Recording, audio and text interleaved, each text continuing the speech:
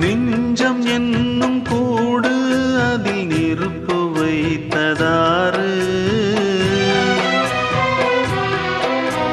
துன்பம் வந்த போதும் அதை துடைப்பதிங்கு யாரு? கலங்கும் போது சேரு, அது தெளியும் போது நீரு. கடவுள் போட்ட கோடு அதை திருத்த போவதாறு?